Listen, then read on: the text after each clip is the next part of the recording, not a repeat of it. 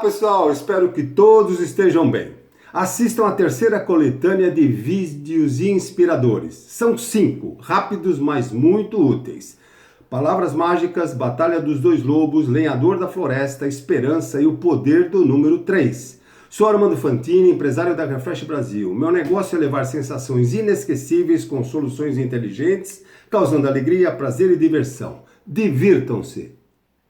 Em razão de todo esse pandemônio universal, lembrei de uma fábula famosa da história. Houve um rei muito querido pelas coisas que ele fazia pelo povo durante décadas. De repente, um dia o reino foi atingido pela seca, pela falta de alimentos, por roubos, brigas e principalmente por doenças. Como o rei não conseguia controlar a situação, o povo esqueceu de tudo de bom que até o momento tinha usufruído e passou a criticá-lo e a se revoltar por soluções imediatas e começaram a querer destituí-lo do poder. Mas os críticos e o povo também não tinham a solução para o problema. Então o rei a todo custo tentava convencer o povo que aquilo também era uma novidade para ele e que estava tentando de tudo para achar uma solução. Mas tinha que ser rápido, pois o povo estava impaciente e também não apresentava nenhuma ideia. Lembrou do seu mais fiel amigo de infância, um jovem criativo e que por muitas vezes o tinha ajudado. Conseguiu achar este amigo que continuava humilde e sábio e tornou-se famoso pelas soluções que encontrava. Convidou-o a ir ao palácio e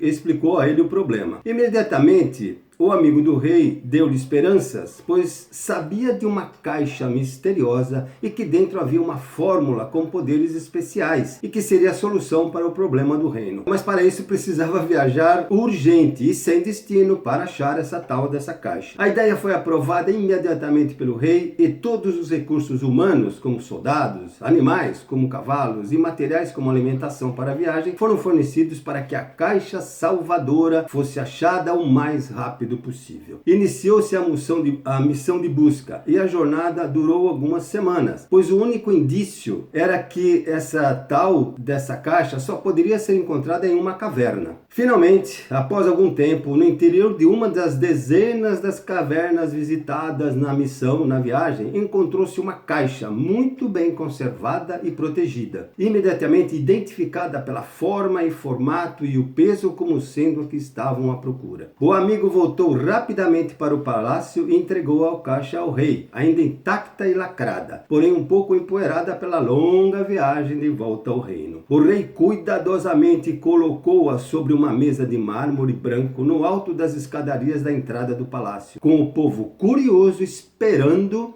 pelo que iria acontecer. O rei, otimista, acreditando no destino promissor, começou a abri-la com habilidade e todo cuidado na frente do povo, que até tempos atrás sempre o havia apoiado. Ao levantar a tampa da caixa, deparou-se com uma simples medalha, porém reluzente, brilhante, limpa, mas misteriosa. Surpreso, ao não ver mais nada, falou bem baixinho para o amigo que estava ao seu lado. Só isso? Parece tão comum. Mas a curiosidade o fez manuseá-la e percebeu que era formada por duas partes e uma trava. Ao abri-la, viu que no interior estava muito bem lapidada e visível duas palavras. Duas palavras que, pronunciadas com fé, crença e determinação, faria mudar tudo. E tudo voltava ao normal. E, seguindo a sua intuição, foi o que fez. Pronunciou as duas palavras fervorosamente ao povo curioso que o assistia com os olhos arregalados. Ao final do pronunciamento das duas palavras,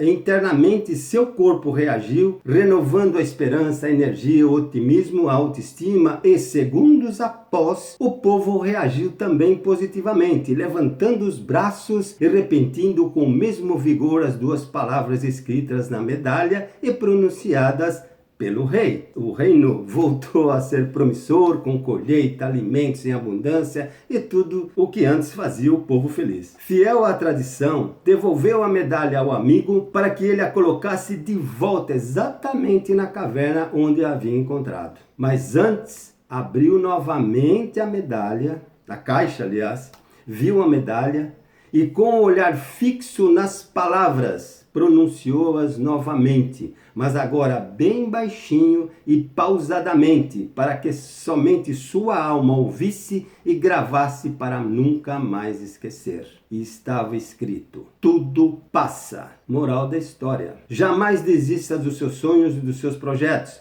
Confie na sua intuição e no seu propósito de vida. Esteja preparado para enfrentar as piores fases que a vida lhe reserva, pessoal ou profissional. E se você viu alguma semelhança dessa história com o que o mundo enfrenta atualmente, pode ter certeza que as duas palavras continuam escritas no interior da medalha, guardadas em uma caixa em alguma caverna. Ache-a e pronuncia as palavras de esperança você também. Tudo passa.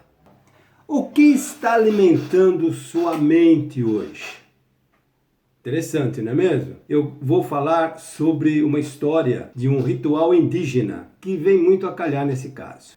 Vocês devem saber que as tribos indígenas, eles têm um ritual todo fim de tarde e começo de noite. Eles se reúnem em volta de uma fogueira para os mais velhos, os indígenas mais velhos, contarem aos mais jovens experiências de vida. E num desses momentos, num desses dias, um índiozinho, né, filho de um indígena, perguntou ao pai, né, solicitou ao pai para contar uma história sobre lobos. Aí o pai falou: pô, legal, filho, eu vou te contar então a história de dois lobos, que é uma batalha entre dois lobos. Aí o índiozinho ficou bastante interessado.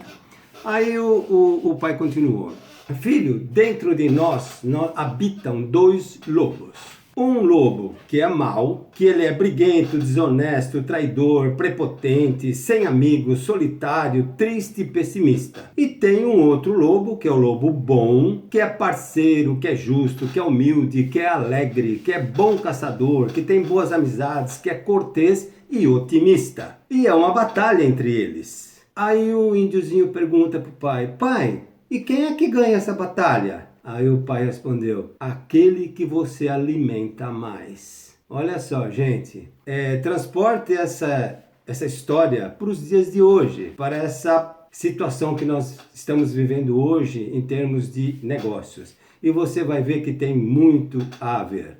Hoje o tema é como aproveitar sua experiência em tempos de crise. Essa história conta-se que aconteceu no Canadá, nas florestas do Canadá, nas matas do Canadá, onde havia um lenhador muito famoso. Era um senhor de idade e muito famoso pelo seu trabalho no corte de árvores da floresta. E um belo dia surgiu um rapaz novo, com todo o vigor e energia na cidade, e soube desse velho lenhador, da fama desse velho lenhador. E esse jovem teve a ideia de desafiá-lo para um duelo, né, de corte de árvores, porque o jovem queria ser o novo ídolo, né, o novo lenhador famoso da cidade. E ele fez esse desafio e o velho lenhador soube dessa notícia que correu pela cidade e topou o desafio. Então eles marcaram para um dia do mês, numa área da floresta onde tinha bastante árvores, e com um juiz e uma plateia para servir de testemunha, que eram os habitantes da cidade. Então determinou-se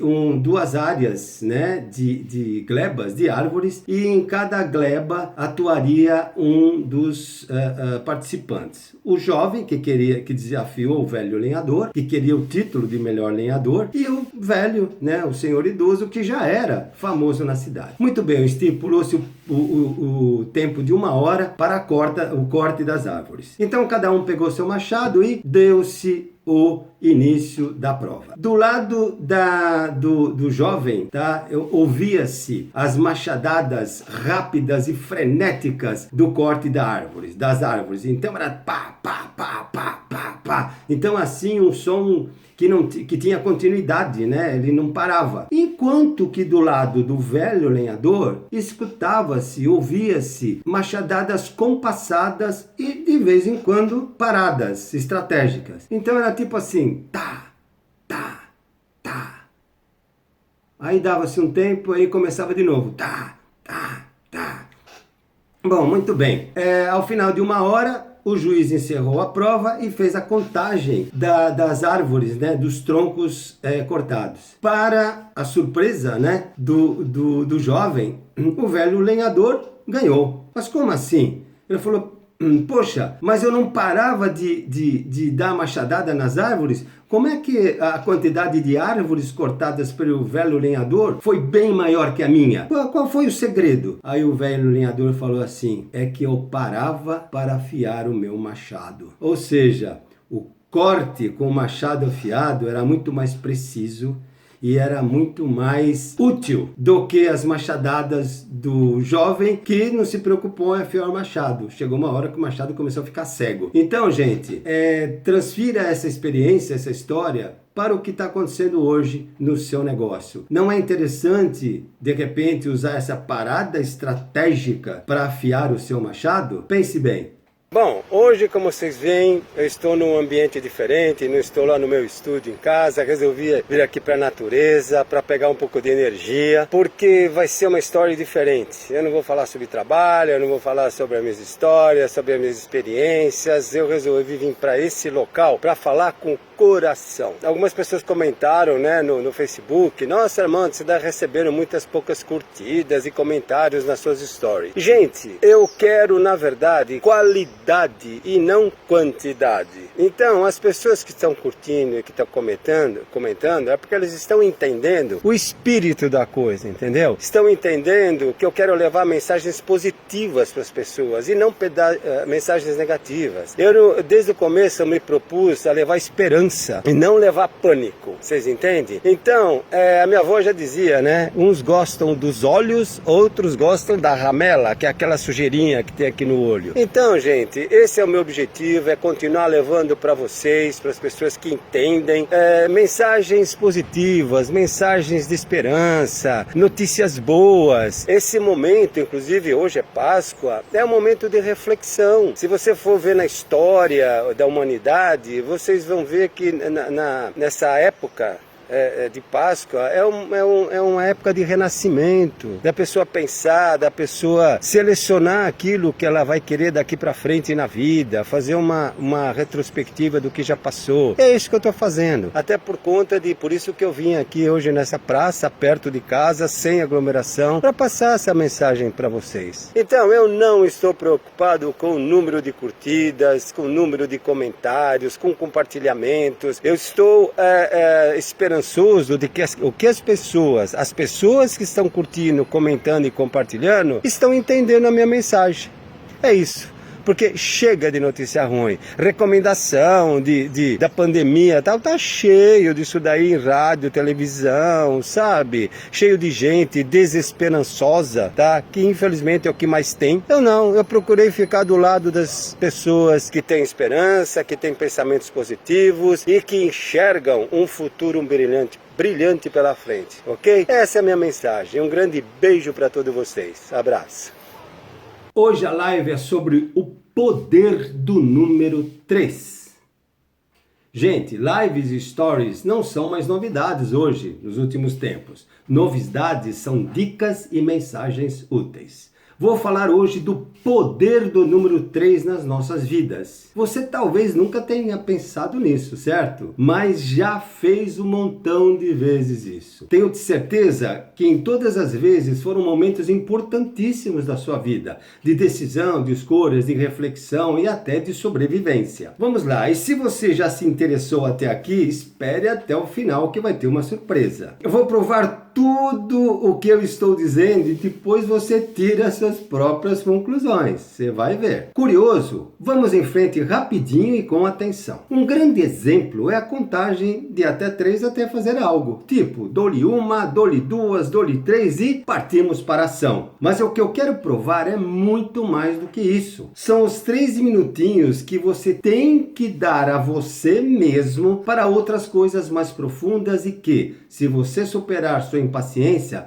verá os resultados positivos e ficará até por horas contemplando o sucesso, muito mais do que os 3 minutinhos iniciais. Tente, por exemplo, nos primeiros 3 minutos de cada coisa, por exemplo, ouvir uma música, aprender a cozinhar, apreciar as estrelas, fazer uma oração ao deitar, se espreguiçar ao levantar, apresentar-se a alguém, dialogar com os filhos, discutir uma relação, começar a ler um livro, acariciar um animal, dirigir com prudência, iniciar um trabalho ou atividade diferente, conter o ímpeto de uma discussão acalorada, escrever uma carta, declarar-se a sua parceira ou parceiro, respirar profundamente e, nos dias de hoje, ficar em casa. Portanto, como você ficou comigo por esses primeiros 3 minutos, agora, mãos à obra.